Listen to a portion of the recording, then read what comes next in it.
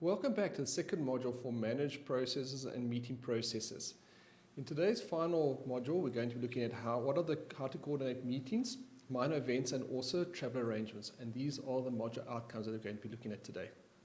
Firstly, how to identify a date, venue, and time for a meeting or event, arrange the venue and catering, make travel, car hire, and accommodation arrangements, demonstrate an understanding of an agenda for meetings, produce an agenda that is in the required format and time frame, and then to assemble and distribute documentation for meetings or events in good sufficient time to the different attendees. Coordinating meetings, minor events and travel arrangements. A wide range of business activities, for example, conventions, conferences, congresses, symposia, seminars, workshops, and meetings form part of events that need to be coordinated. Please read on pages 64 the different types of descriptions in your learner guide. Identifying a date, venue, and time for a meeting or event. A meeting is any kind of purposeful coming together of people to carry out the business of the company. Meetings are referred to as one of the principal oral methods of communication in businesses for the purpose of collecting the views of several people. Meetings are vital for management but also for communication. Properly run meetings will save time, increase motivation, productivity, but also to solve problems. These are the different types of meetings we have. You have formal meetings, informal meetings, once-off meetings, as well as regular meetings.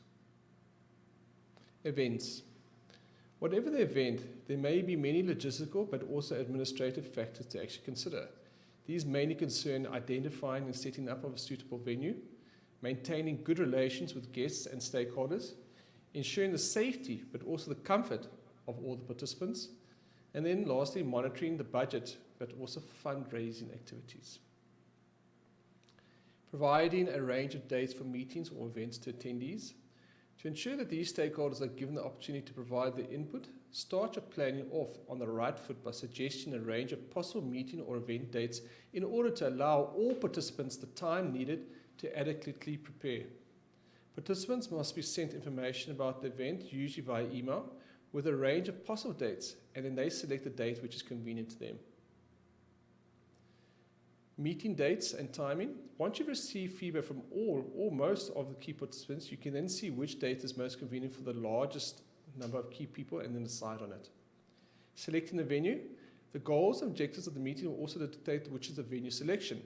Different goals might require different sites but also facilities. SWOT analysis to actually evaluate the different locations. Firstly, when you do a SWOT analysis, you need to first you have a look at how to get to the venue. Are there any seasonal economics? What is geographical flow? Whereabouts basically is it situated? Is there any cultural perceptions? So, for example, some people might not like to have a meeting or gathering, for example, at a casino. Special accommodations, local resources, friends, but also allies. Costs involved, what are the different rates, dates, and lastly, any space or breakaway rooms which might be necessary as part of the meetings. Then, booking the meeting event and confirm it with attendees in writing. Once a date and the venue for the meeting or the event is actually confirmed, you can diarize the meeting or event and continue with the next step, which is to confirm the meeting or event booking with attendees in writing. It is wise to confirm an agreement in writing to ensure that all parties share the same understanding and that you have a written record for future reference. A letter of confirmation accompanies this at the end, and it reviews the details of the actual agreement itself. Forwarding all related documentation to the attendees. Those would be, for example, sending out the meeting invitations, notification of the actual meeting, what is the agenda or program layout, minutes of previous meetings, any registration documents required, as well as the venue and any other relevant information like the maps, etc. Please complete class activity 5 in your workbook. Now, arranging the venue and catering.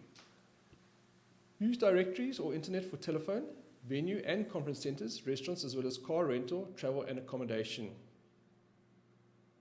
Now, selecting the venue and booking it. It is most important the facilities that are required by the client are clearly defined at this point of the event coordination process. Important aspects to consider in venue selection is the location, facilities for conferencing, location of toilets, parking as well as entrances, perceptions of the venue or interest in the venue, then corporate arrangements which links maybe to certain hotel groups, etc.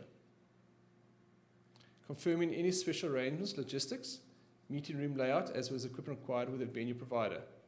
With many activities going on simultaneously, there are many details to be checked and confirmed with the venue provider. For example, the size of the space or building used, utility support needed, setting up, for example, of tables and chairs, tents, portable toilets, parking, signage, coordination, room layout, equipment required, for example, maybe projectors, sound equipment, lighting, demonstration tables, etc. Electricity power points or extensions if necessary. Now, looking at the process for selecting a date, a caterer, menu, and taking consideration any religious and dietary requirements. It is very often that the food and refreshments that make an event memorable. The following must be taken into account when planning the menus for your event. Firstly, what is the stature of the audience? So if it's young, old, and what is the different levels? Because if it's a young group, maybe they enjoy fast food, those type of things. Also, what are the professions of the audience? Then also the number of special meals that might be required. For example, people that like halal, kosher, etc. Now, continuing, if you look at also the C, you need to also look at what is the ratio of men to women, the age of the audience, as well as the time of the day that you're going to be having the meeting, what is the duration of the event, and then choose the type of meal to be served, from either breakfast to brunch, any refreshments, as well as a lunch. Special needs consideration. Every event will certainly have an individual or two that require special accommodations. This can be in the form of specially prepared foods for those with dietary restrictions to make room for wheelchairs and also walkers. It is critical to incorporate and notify your catering manager about any special requests that needs your guests may have, which includes the following: any food allergies, dietary restrictions, but also ask obviously the guests for that type of information beforehand, as always. Also any religious requirements. Banquet event orders. This is a formal write-up detailing all the events of your catering needs. It will require the event planner's signature, so carefully review this document for accuracy. Both you and the caterer would obviously refer to it later. It includes the following: what food and beverages are required, the room setup, any audio and visual requirements, entertainment and decor, and of course the fees. Budget items. When building your catering budget, anticipate the following charges: catering minimums, labor charges, chef fee, bartender fee, room rental fee, as well as a service charge and VAT. Please read pages 86 and 87 for further information in your learner guide regarding the agenda and setting up of the meals with your caterer. Now, notifying the venue and caterers in writing, but also paying the deposits. When booking the venue or caterer, you need to provide details of the following: what is your company name, who is the billing information, the meeting, date and time information, the minimum requirements venue, like for example logistics, meeting room layout, equipment required, any menu and special dietary requirements, the special arrangements particular to the type of meeting, the attendees and the purpose of the actual meeting itself, the agenda for the meeting and event, so it is sent to the suppliers or venue caterer guest speakers to ensure that the time management of the meeting. So for example, they know when there's going to be tea, lunch and any other further breaks or refreshments that are needed during the course of the meeting. Then confirming the bookings and paying deposits. Ensure that all supplier bookings are confirmed in writing and that deposits are paid timelessly. Follow up with the venue, the caterer, guest speakers and any others to ensure that they have received the confirmation and the deposits. Each venue provider and caterer will indicate the deposit amount or percentage required when they provide you with a quotation or an invoice. If your deposit is not paid within a certain period, your booking will be cancelled and someone else might book the venue and the caterer that you need for your event or meeting. Please complete class activity 6 in your workbook. Making travel, car hire and accommodation requirements. Determine the travel, car hire and accommodation requirements by having an itinerary. Identify and compare any suitable travel arrangements for the traveller, like aeroplanes, trains, cars, etc. Select, book and confirm travel arrangements in writing. Identify and evaluate suitable accommodation. Select, book and confirm the accommodation booking also in writing. Identify what car hire facilities and compare the various options. Select, book and confirm the suitable car hire in writing. Send all relevant travel arrangements documentation to the traveller. Process the relevant invoices and related documents, that's the travel, car hire and accommodation. Reimburse the traveller for any out-of-pocket expenses by processing the relevant documentation related to travel, car hire and accommodation.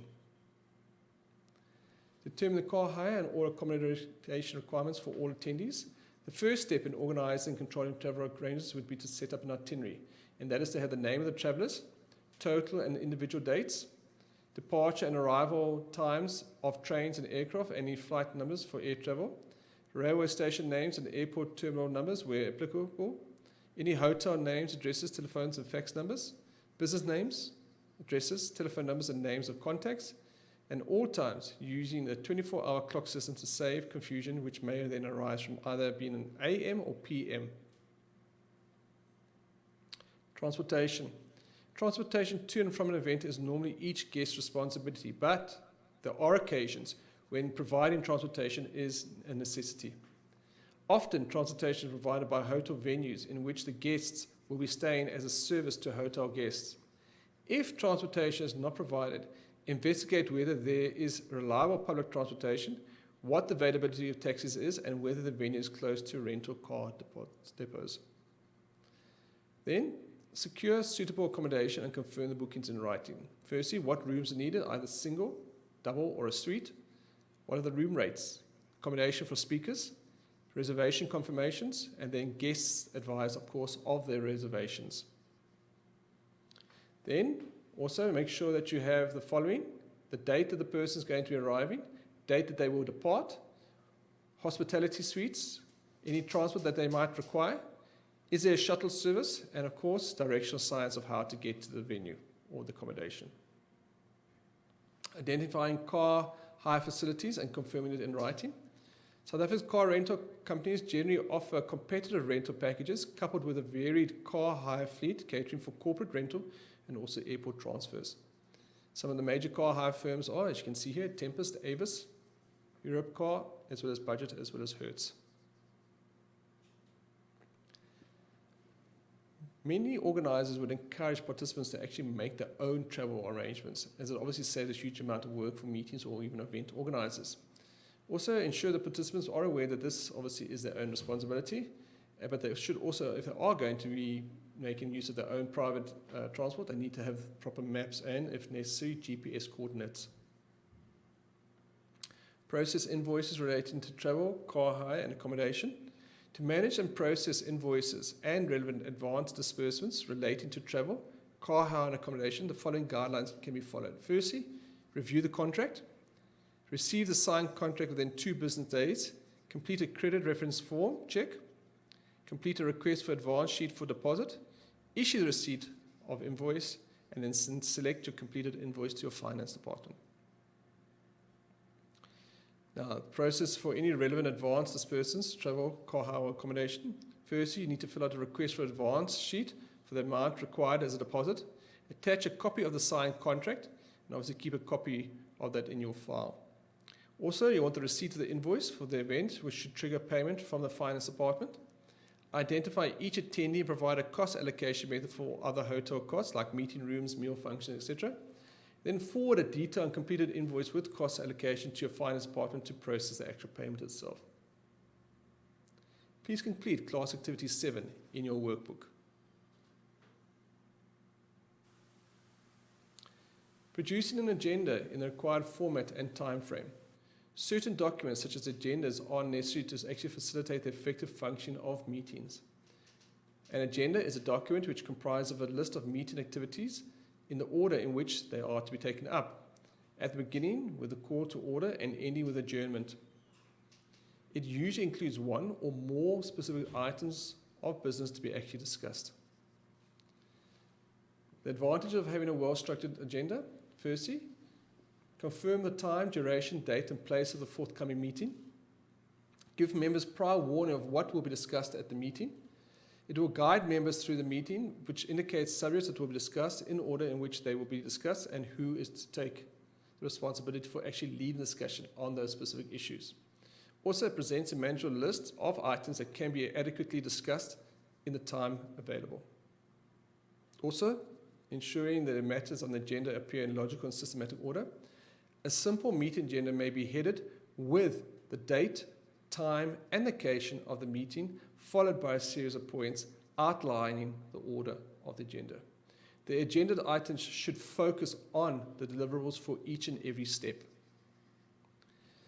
There are various sources of agenda matters, such as the name of the meeting, notification of time, date, and place, who will be present, apologies for absence, minutes of last meeting, matters arising, routine business, non-routine items, and any of the business of items which need to be discussed, as well as the date, time, and place of the next meeting. Then, establishing a deadline date for the receipt of documentation from contributors according to agreed timeframes. In order to adhere to the deadline dates to produce event materials, contributors should be advised well in advance of their deadline date to submit their contributions and any necessary and accompanying documentation which might be part of that specific meeting. Communicate the deadline dates to contributors. Communicate a clear deadline of when you want feedback in order to prepare for the meeting. Be sure that you and the contributors are in agreement regarding a specific deadline, which includes the time of day. If the deadline is fuzzy, you will have trouble in actually meeting it. Ensure that you confirm the deadline in writing. Producing the agenda in the required format and time frame. The agendas usually have a standard format depending on the type of meeting, and this is usually consistent from meeting to meeting. For regular meetings, establish a standard process and format for creating the agenda so that attendees don't have to repeatedly discuss how to actually do it. Then, assemble and distribute the meeting documents as are required in order for meeting delegates to prepare or follow up on meeting tasks. When assembling and distributing the meeting documents, you obviously can use this technology, for example, using of email. Before sending out the meeting documents, you need to actually assemble, copy, and collate the documents, for example, the agenda with any supporting documents, handouts that attendees might need. Distribute the agenda at least 1 week to 48 hours before the meeting in order to give the attendees enough time to prepare themselves for the actual meeting. Please complete class activity 8 in your workbook, and please complete your portfolio of evidence. Thank you.